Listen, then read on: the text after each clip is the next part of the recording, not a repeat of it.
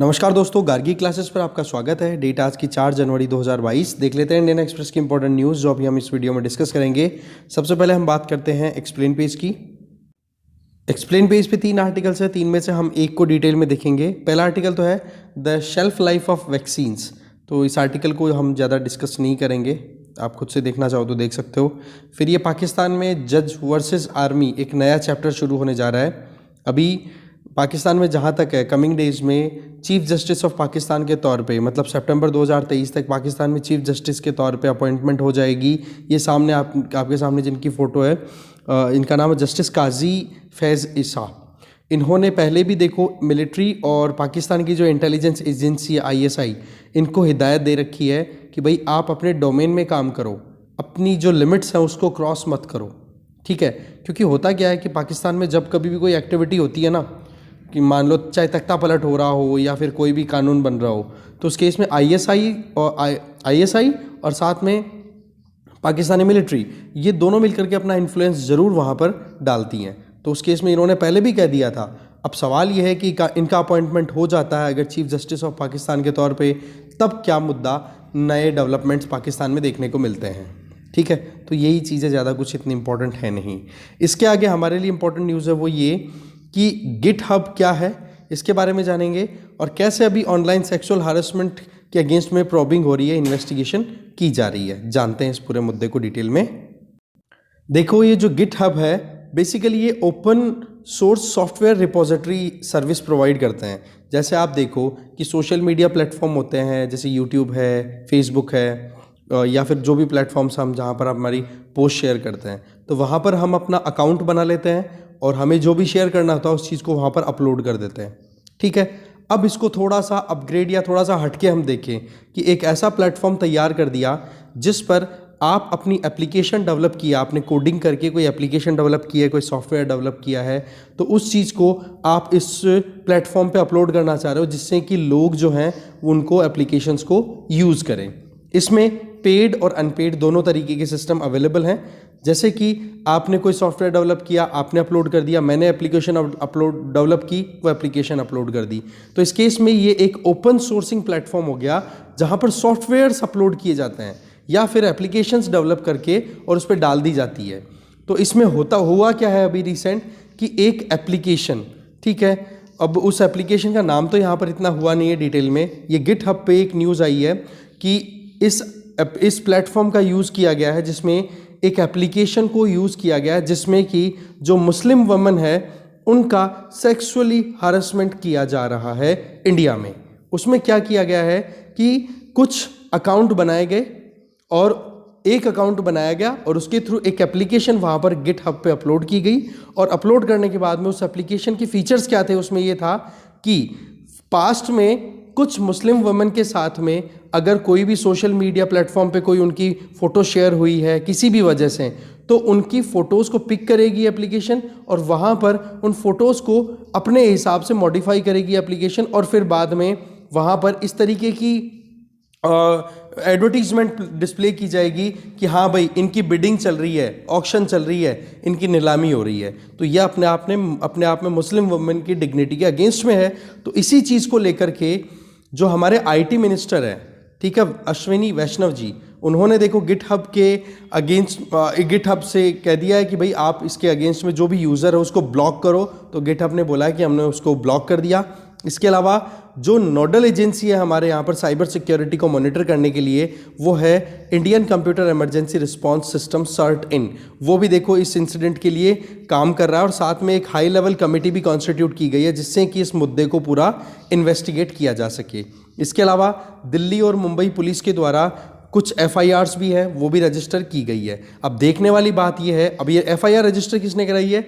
जिन Muslim women की photos चोरी करके और उनमें एडिटिंग करके फिर बाद में ये बिडिंग कर दी उनकी, मतलब नीलामी करने तक की बात कर दी, उन लेडीज़ ने अप्रोच किया पुलिस को और बोला हमारे खिलाफ में, मतलब हमारी डिग्निटी को हार्म करने का ये काम किया जा रहा है। तो देखो बात ऐसी है, जून 2021 में सेम इसी तरीके की एक्टिविटीज़ करती हुई मिली थी एक और एप्लीकेशन, और इसको अगर देखो तो जून वाले इंसिडेंट को भी होस्ट किसने किया था? गिटहब ने ही।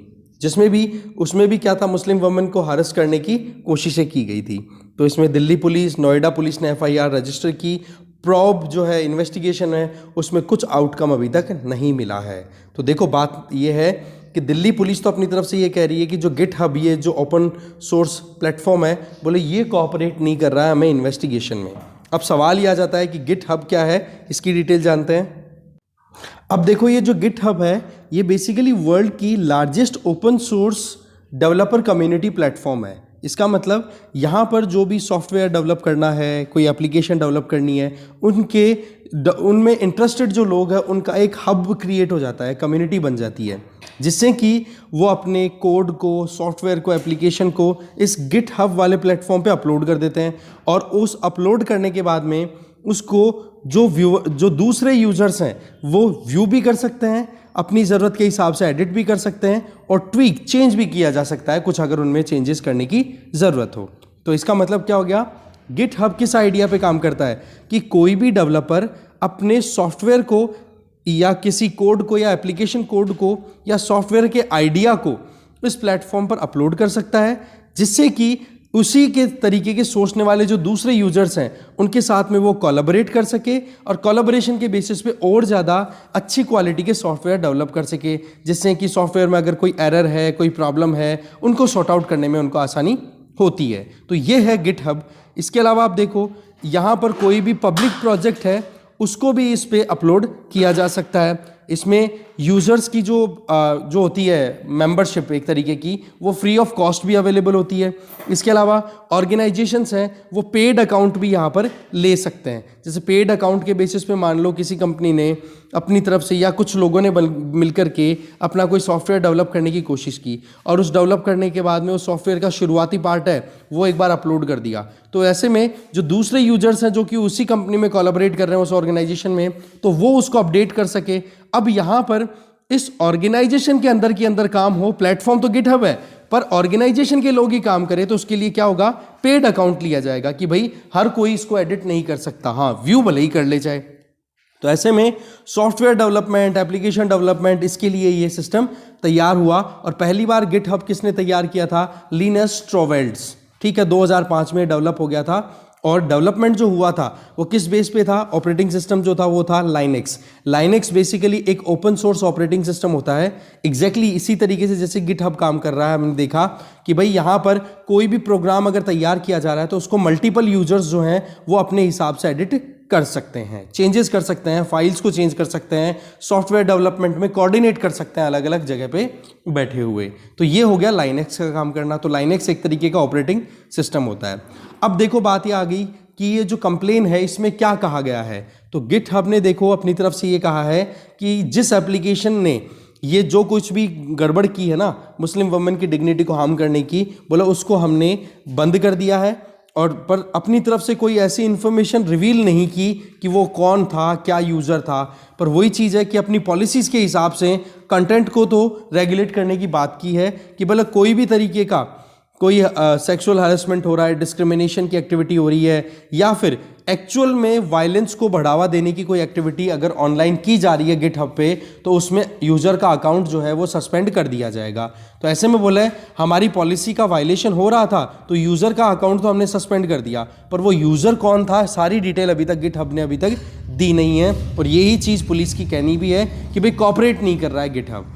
फिर बात आ जाती है गिटहब की बात कि भाई क्या चीज़ों को वो अलाउ नहीं करता। ये हम ऑलरेडी देख चुके हैं कि भाई कोई भी सिविल जो हम कह सकते हैं ना कि कॉर्डाइल बिहेवियर देख सकते हैं, एक अच्छा जो एक रिस्पॉन्सिबल बिहेवियर होना चाहिए इंडिविजुअल्स का, उनको अगर रेस्पेक्ट ना करते हुए उनको हार्म अगर कोई करता है तो ऐसे में उसको गिटहब जो है वो सस्पेंड कर देता है। इसके अलावा कोई इंडिविजुअल ऑर्गेनाइज करे, प्रमोट करे या फिर किसी भी तरीके से रियल वर्ल्ड में वायलेंस या टेररिस्ट एक्टिविटीज़ को प्रमोट करे तो ऐसे में भी अकाउंट्स को सस्पेंड कर दिया जाता है। इसके अलावा किसी भी इंडिविजुअल की age, body size, disability, ethnicity, gender identity, expression, level of experience, nationality, personal appearance, race, religion, sexual identity, इनको शेयर करने में कोई मनाही नहीं है।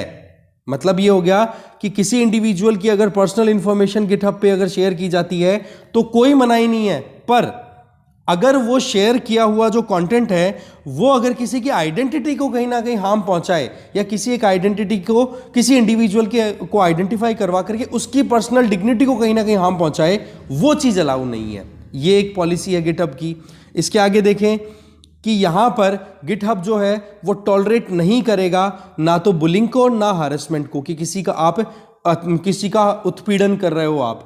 तो ऐसे में बोला हर तरीके से हमने अपनी तरफ से कोशिशें की। अब मुस्लिम वुमेन की डिग्निटी को यहाँ पर हार्म करने की बात की तो बोला हमने इसको टारगेट किया, 2 बार टारगेट किया, और इस तरीके की 2 एप्लीकेशंस को हमने सस्पेंड भी किया है। पर सवाल यह है कि सस्पेंड करने के बाद में जो इन्फॉर्मेशन चाहिए थी इन्वेस्टिगेशन के टाइम पे, वो इन्वेस्टिगेशन के टाइम पे इन्फॉर्मेशन शेयर नहीं की गई।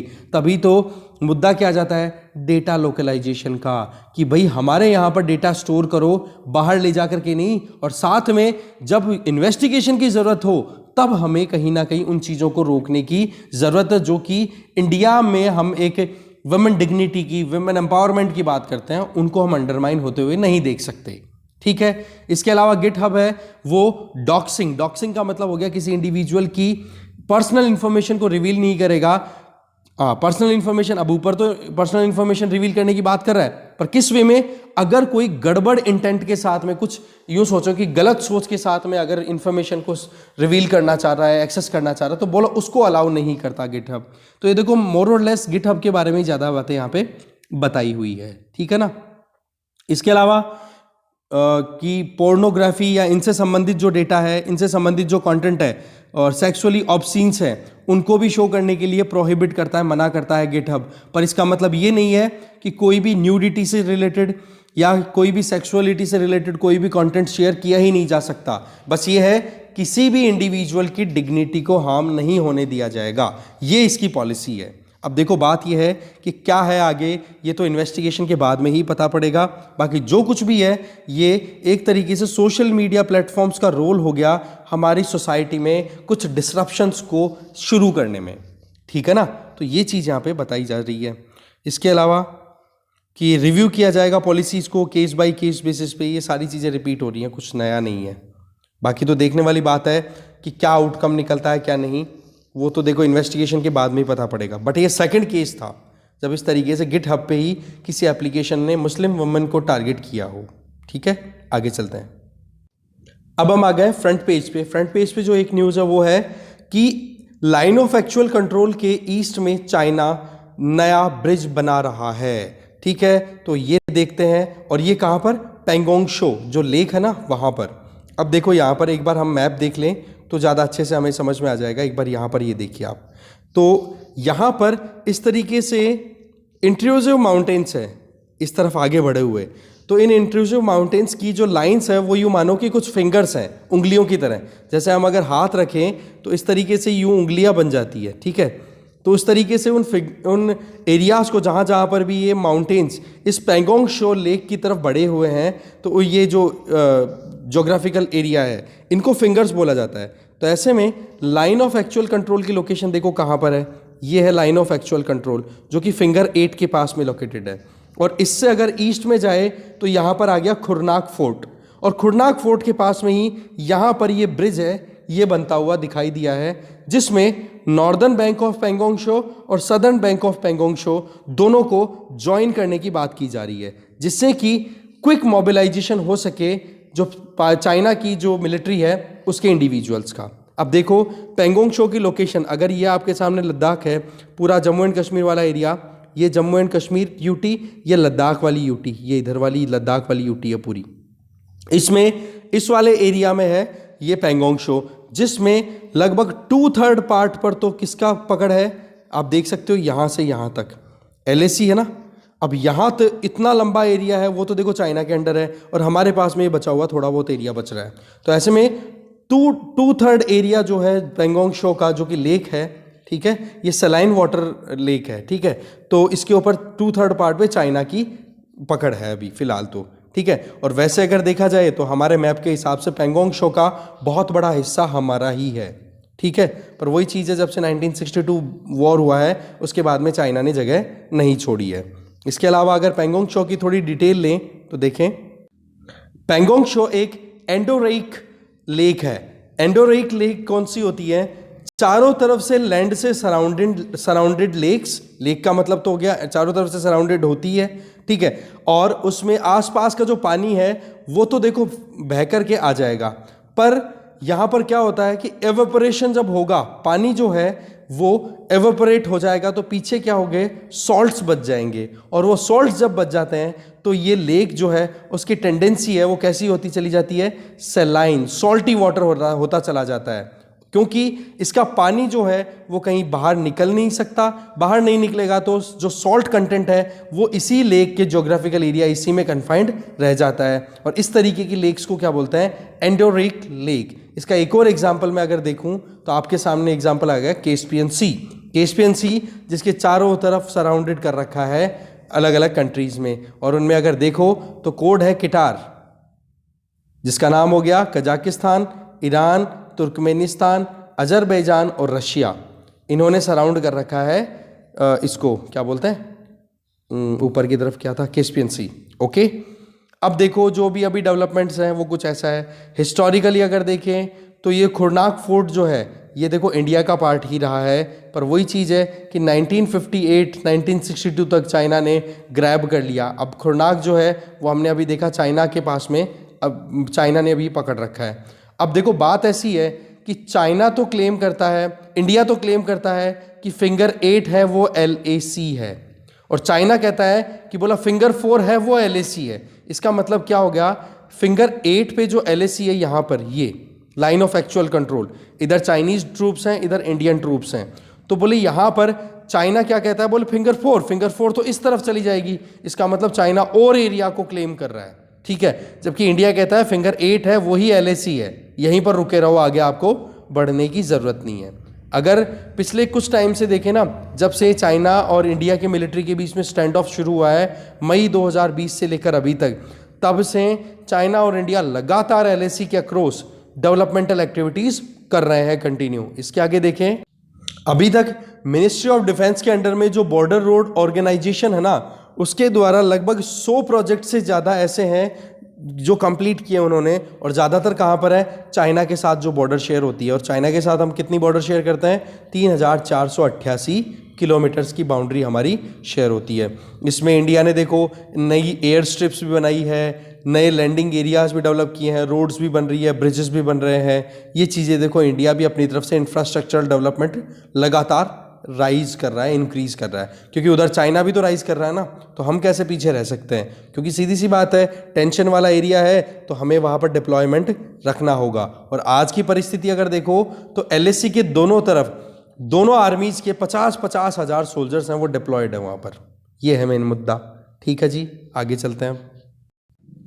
इकोनॉमी पेज पे अगर देखें तो जॉबलेस रेट मतलब बेरोजगारी है वो पिछले 4 महीनों की हाईएस्ट लेवल पे पहुंच गई है, और ओमिक्रॉन का डर है वो और अभी मंडरा रहा है। देखो नवंबर में बेरोजगारी की दर थी 7%, जो कि दिसंबर 2020 में बढ़कर कितनी होगी 7.9%, और ये डेटा रिलीज किसने किया है, centre for monitoring Indian economy CMIE के द्वारा। तो ये चीज़ क्या है, कंसर्निंग है, बेरोजगारी बढ़ रही है, इसका मतलब हो गया इकोनॉमिक डिस्ट्रेस अभी भी कंटिन्यू है।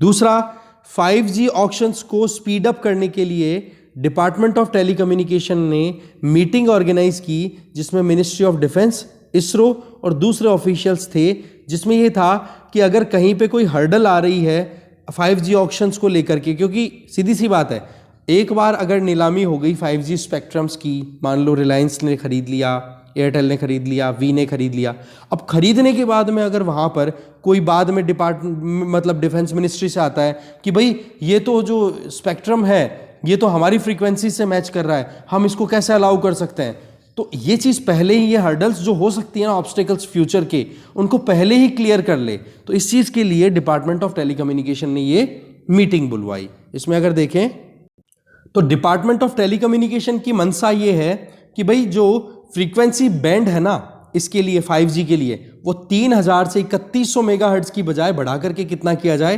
3300 से 3400 मेगाहर्ट्ज, मतलब ज़्यादा फ्रीक्वेंसी बैंड्स इशू किए जाएं, जिससे कि ज़्यादा से ज़्यादा रेवेन्यू कलेक्शन हो सके और कम्युनिकेशन भी इजीली हो सके। इसमें देखो डिपार्टमेंट ऑफ स्पेस की साथ में भी एंगेजमेंट रही है। अच्छा, एक चीज़ और कि अगर 3000 कम से कम 3000 मेगाहर्ट्ज का अगर बैंड अगर इशू किया जाता ना 5G टेक्नोलॉजी के लिए, तो ये इंटरनेशनल टेलीकम्युनिकेशन यूनियन की जो गाइडलाइंस है ना उसी को फॉलो करती हुई है। तो अब आपके लिए टास्क आ गया है, ITU के बारे में यूपीएससी पॉइंट ऑफ व्यू से जरूर पढ़ोगे, और कल का वो करेक्शन डेफिनेटली मैं बताऊंगा कि WTO है वो यूनाइटेड नेशन की UN की स्पेशलाइज्ड एजेंसी नहीं है। कमेंट तो आ गया था पर मैं पिन नहीं कर पाया उसको, ठीक है, और मैंने भी अपनी तरफ से करेक्शन डाल दिया था। WTO एक सेपरेट एजेंसी है, पर हाँ UN के साथ में मिलकर के वो लोग काम करते हैं। पर UN की स्पेशलाइज्ड एजेंसी जो मुझे कंफ्यूज कर गई थी वो WHO है, राइट। तो वो थोड़ा गड़बड़ हो गया था, थोड़ा सा आप इसको करेक्ट कर लें, ठीक है। WTO स्पेशलाइज्ड एजेंसी नहीं है। चलो जी, इसके आगे अभी जो 5G टेक्नोलॉजी की बात करें तो इसमें 3 बैंड्स की बात की गई थी, आपको पता है। एक तो लोअर बैंड था, एक मिडिल बैंड था, एक हायर बैंड था, ठीक है, जिसमें फ्रीक्वेंसी वेरिएशन होगी और अलग अलग एप्लीकेशन होंगी उनकी। इसके अलावा 3 प्राइवेट टेलीकॉम सर्विस प्रोवाइडर्स हैं, एयरटेल हो गया, रिलायंस हो गया, जियो है ना, और वोडाफोन आइडिया। इसके अलावा हार्डवेयर की बात करें तो एरिक्सन, नोकिया, इनके अलावा दूसरी कंपनीज है वो भी काम कर रही है। अब आप देखो 5G या 5th जनरेशन टेक्नोलॉजी जो होगी वो लॉन्ग टर्म एवोल्यूशन LTE का ही अपग्रेडेड वर्जन होगा। जैसे आपने कभी फ़ोन ऑन किया हो तो आपके फ़ोन में जैसे इंटरनेट ऑन करते हो तो आज के टाइम पे 4G कनेक्शन आपके पास में होगा तो LTE लिखा हुआ आता है, ठीक है ना। तो उसी का अपग्रेडेड वर्जन है। इसमें 3 बैंड है, लो, मिड और हाई फ्रीक्वेंसी स्पेक्ट्रम। इसमें क्या होगा, अपनी अपनी यूज़ करने के अपने अपने तरीके हैं। ज़्यादा तो जो लो फ्रीक्वेंसी वाला बैंड है उसको तो देखो डोमेस्टिक पर्पजेज़ के लिए या कोई कॉमर्शियल पर्पजेज़ के लिए यूज़ किया जाएगा। बाकी अगर कोई स्पेशलाइज्ड काम करना हो तो आपको मिड या हाई फ्रीक्वेंसी पे जाना पड़ेगा। अब देखने वाली बात यह है कि जब ये मीटिंग हो गई इसके बाद में कोई आउटकम निकले, तो जहाँ तक है डिपार्टमेंट ऑफ टेलीकम्युनिकेशन तो ये चाहता है कि जो अभी 2022-23 का जो फर्स्ट क्वार्टर है ना, बोला उसी में ऑक्शन हो जाए, और ज़्यादा भी लेट अगर हो तो जून जुलाई से ज़्यादा लेट ना हो, ऐसा कुछ यहाँ पे मानस है। अब देखने वाली बात है कब क्या ऑक्शन होती है वो टाइम बताएगा। और मैंने आपको पहले ही बताया था 5G टेक्नोलॉजी से रिलेटेड हमने एक्सप्लेन पेज पहले डिस्कस किया हुआ है, आप एक बार उसको रिवाइज कर लेना, नोट मेकिंग जरूर करते रहा करो। आगे चलते हैं। फिर एक न्यूज़ है यहाँ पर कि RBI ने अभी 200 रुपये तक के पेमेंट के लिए ये कह दिया कि आप अगर डिजिटल प्लेटफॉर्म्स पे पेमेंट करते हो और आपका ट्रांजैक्शन की जो वैल्यू है वो 200 रुपये से कम है तो आपको इंटरनेट की ज़रूरत नहीं है। ऐसे में क्या है कि जो एक होता है ना कि मान लो आपको छोटा सा ट्रांजैक्शन करना है, घर पे ब्रॉडबैंड यूज़ कर रहे हो, आपने इंटरनेट रिचार्ज नहीं करा रखा, या फिर डेली का जो कोटा मिलता है वो आपने एग्जॉस्ट कर दिया, पूरा यूज़ कर दिया। अब आपको पेमेंट करना है, पेट्रोल डलाना है, कोई चीज़ खरीदनी है, सब्जी खरीदनी है फॉर एग्जांपल।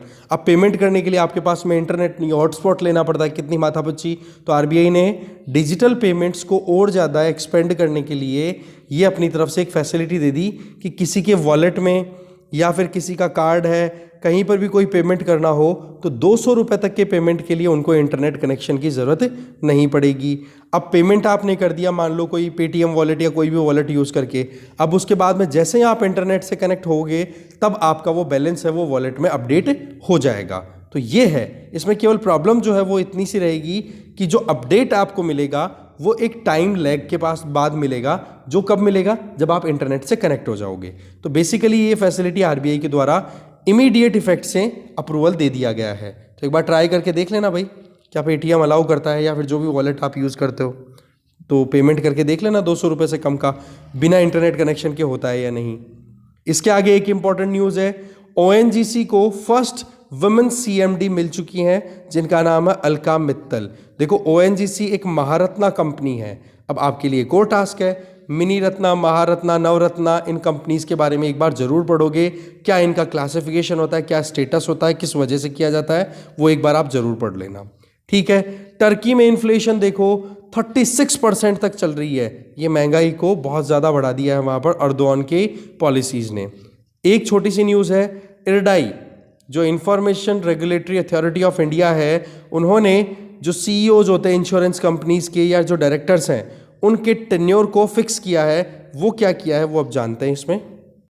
इसमें यह है कि किसी भी कंपनी का कोई managing director, chief executive officer, whole time director, इनका जो टाइम पीरियड है एक कंपनी में काम करने का, इंश्योरेंस कंपनी में, वो मैक्सिमम कितना हो गया, 15 साल, या फिर जब तक उनकी उम्र 70 साल ना हो जाए। इन दोनों में से जो भी पहले आ जाएगा तब तक। इसके अलावा जो चेयरमैन है उनकी लिमिट, टाइम लिमिट, और नॉन एग्जीक्यूटिव डायरेक्टर्स हैं उनकी टाइम लिमिट कितनी कर दी है, 75 साल तक की। इसमें जो नॉन एग्जीक्यूटिव डायरेक्टर्स हैं वो लगातार एक कंपनी में काम कितने साल तक कर सकते हैं, मैक्सिमम 8 साल। 8 साल जैसे ही कंप्लीट हुआ नॉन एग्जीक्यूटिव डायरेक्टर का, उसके बाद में उसको 3 साल की एक कूलिंग ऑफ पीरियड, मतलब कंसेक्यूटिव 2 टेन्योर नहीं ले सकते हैं। एक टेन्योर कंप्लीट हुआ तो 3 साल का गैप दो, फिर उसके बाद में नेक्स्ट उनका टेन्योर शुरू होगा। तो ये यहाँ पर एडाई के द्वारा फाइनलाइज किया गया इंश्योरेंस कंपनीज के लिए। ठीक है, पेमेंट के लिए भी बातें की गई है यहाँ पर, वो भी एक बार आप नज़र डाल सकते हो। मेन जो चीज़ें थी वो तो देख लो, हमने कर ली। ठीक है, आगे चलते हैं। फिर देखो वर्ल्ड पेज पे कुछ इंपॉर्टेंट न्यूज़ हैं, थोड़ी मैपिंग भी हम समझेंगे। सबसे पहली न्यूज़ तो यहाँ पर ये है कि यमन में जो रिबेलियंस है, हौती रिबेलियंस, जिनको सपोर्ट दिया जाता है ईरान के द्वारा, उन्होंने यूएई के एक शिप को सीज कर लिया। दूसरा, इजराइल के एक न्यूज़पेपर को हैक भी कर लिया गया। तो इसमें जब इन्वेस्टिगेशन हुआ और ओपनिंग हुई बातों की, तब ये निकल के आया कि ईरान में जब पिछली साल ये टाइम जब चल रहा था, तब डोनाल्ड ट्रंप प्रेसिडेंट, मतलब पिछली साल का ये जो टाइम था, इस टाइम पे डोनाल्ड ट्रंप का इरा चल रहा था, आपको ध्यान हो तो। इस टाइम पे इलेक्शंस का रिजल्ट आया ही था और कैपिटल हिल पे अटैक भी हुआ था वहाँ पर, मतलब भीड़ एकदम से उमड़ गई थी कि डोनाल्ड ट्रंप ही जीत रहे हैं, समथिंग ये इंसिडेंट हुआ था यूएसए में। इलेक्शंस की बात कर रहा हूँ मैं अभी। तो ऐसे में अभी जो मुद्दा है वो ये कि ईरान ने अपनी तरफ से एक शपथ ले रखी है कि उनके जो मिलिट्री पर्सनल सोलेमनी, जब वो इराक की विजिट पे थे तो यूएसए के ड्रोन्स ने एयर स्ट्राइक करके उनको मार दिया था। बोले उसका बदला लेंगे हम पूरा। उसका बदला लेने का तरीका, बोले या तो अमेरिकन सिस्टम जो है वो डोनाल्ड ट्रंप के अगेंस्ट में केस चालू करे, और उनके साथ में जो उस टाइम पे डिफेंस सेक्रेटरी हुआ करते थे माइक पोम्पेयो, बोलो उनको भी आप मतलब स्टेट सेक्रेटरी हुआ करते थे माइक पोम्पेयो, बोलो उनके खिलाफ में कानूनी कार्रवाई होनी चाहिए कि वो एक मर्डरर हैं। दूसरी तरफ अगर ऐसा नहीं किया तो बोले ये एक्टिविटीज़ हम करेंगे। तो ऐसे में यूएई की शिप को सीज किया, कहाँ पर, रेड सी में। जानेंगे अभी रेड सी कहाँ पर लोकेटेड है। और इजराइल के न्यूज़पेपर को भी हैक किया, ये चीज़ भी ओपनली आई है। तो ऐसे में यूएसए तो विड्रॉ कर चुका है इधर वेस्ट एशिया से, इतना ज़्यादा एंगेजमेंट जब से अफगानिस्तान से बाहर निकला है। पर अभी यूएसए का जो हर्जाना है यूएसए के दोस्तों को भुगतना पड़ेगा, ऐसा कुछ यहाँ से समझ में आ रहा है। तो हौती रिबेलियंस यमन में ऑपरेट करते हैं और इनको सपोर्ट ईरान करता है। ईरान शिया डोमिनेटेड कंट्री है। यूएई जो कि एक सुन्नी डोमिनेटेड कंट्री है। और यूएई और इजराइल के बीच में रिलेशनशिप अभी आपको पता है अब्राहम अकॉर्ड के बेसिस पे अच्छी हुई है। तो ऐसे में एक बार मैप पे नजर डालते हैं। ये है आपके सामने वेस्ट एशिया। इसमें आप ध्यान से देखो, यहां पर है ये यूएई और इधर पर्शियन गल्फ है, गल्फ ऑफ पर्शिया भी बोला जाता है इसको, और ये है ईरान। ठीक है, कैस्पियन सी की हमने बात की थी, वो यहाँ पर लोकेटेड है ही। तो इस मैप को आप जरूर ध्यान से देखो, इस मैप से क्वेश्चन आते हैं भाई, बिना कोई डाउट के क्वेश्चन मैपिंग के सीधे आते हैं, तो थोड़ा ध्यान से। तो बेसिकली ये जो सीजर किया गया है, जो सीज हुई है अभी यूएई की जो शिप है, वो रेड सी इधर हुई थी। और यहाँ पर आपको पता ही है कि यमन की इधर कोस्टल लाइन शेयर होती है, तो इस वाले एरिया में सीज किया गया। सना यमन की कैपिटल है। ठीक है, तो इस मैप को आप जरूर देखोगे। बाकी इस मैप को देखो, मैं शेयर भी कर दूंगा टेलीग्राम चैनल पे। ठीक है, ओके, थोड़ा ये ध्यान रखना, इधर सी ऑफ अजोव इसको बोला जाता है, क्रीमिया पेनिनसुला और इधर रशिया इनके बीच में, और ये यूक्रेन ऊपर है ही। तो सी ऑफ अजोव और इधर ये ब्लैक सी। अब आप मुझे कमेंट बॉक्स में ढूंढ के बताना सी ऑफ अजोव और ब्लैक सी को ज्वाइन करने वाली जो वाटर स्ट्रेट है उसका नाम क्या है। बड़ी इंपॉर्टेंट चीज़ पूछ रहा हूँ, बताना आप मुझे। ठीक है, और इधर ये मैप बिल्कुल मिस मत करना, बहुत इंपॉर्टेंट मैप है, मैं रिपीट कर रहा हूँ बार बार। ठीक है ना, आगे चलते हैं अभी। इसके अलावा लास्ट न्यूज़ है वो ये, Russia, China, Britain, US, France, मतलब P5 permanent 5 United nation security council के 5 परमानेंट मेंबर, उन्होंने ये कह दिया एक दूसरे से, एक डिक्लेरेशन साइन किया है कि न्यूक्लियर वॉर नहीं होना चाहिए, क्योंकि एक जना अगर दूसरे पे न्यूक्लियर वेपन अगर डालेगा तो दूसरा भी जवाबी कार्रवाई में जरूर न्यूक्लियर वेपन ही डालेगा और उसमें दोनों की बर्बादी ही होगी। तो बोला न्यूक्लियर वॉर तो नहीं होना चाहिए किसी भी केस में। ये कमिटमेंट यहाँ लिया है, अपनी रिस्पॉन्सिबिलिटी शो की है इन्होंने पांचों ने मिलके। ठीक है, तो इस डिस्कशन में जो भी कंटेंट था उसको हमने डिटेल में देख लिया, कुछ बच गया हो तो देख लेना आप। एक कमेंट था कि सर न्यूज़पेपर एक दिन से डिले से क्यों है, मैं आपको एक चीज़ दिखाता हूँ इंडियन एक्सप्रेस ने क्या दिखाया है वो देखते हैं अभी। ये फ्रंट पेज है, ठीक है। इसमें आप देखो forward is backward, that means आप अगर किसी को कोई भी फाइल है वो फॉरवर्ड कर रहे हो इंडियन एक्सप्रेस की PDF, तो इंडियन एक्सप्रेस बिल्कुल इसको मना कर रहा है, ठीक है। व्हाट्सएप, ईमेल, इनको बोला स्टॉप ई पायरेसी, ये भी बोल रहा है। इसके बाद में अगर आपको इंडियन एक्सप्रेस पेपर पढ़ना है, ये तो 999 रुपये पर ईयर की सब्सक्रिप्शन पे आपको मिलता है, तो आराम से ज्वाइन करो। तो आपको 1 डे के डिले से अगर मिलता है तो पुरानी PDF शेयर करने में मुझे प्रॉब्लम नहीं है, और आने वाले टाइम पे ये PDF जो है वो सीधी सीधी मैं कर दूंगा अपने हिसाब से PPTs में कन्वर्ट। अभी टाइम थोड़ा कम है, मैनेज करो, ठीक है। रिस्क ले नहीं सकते हैं, गड़बड़ हो जाएगी, कोई फ़ायदे वाली चीज़ है नहीं, ठीक है। सबके अपने अपने मुद्दे हैं, ओके। तो इस डिस्कशन में जो भी कंटेंट था वो हमारा यहीं पे कंप्लीट होता है। Thank you very much for watching this video.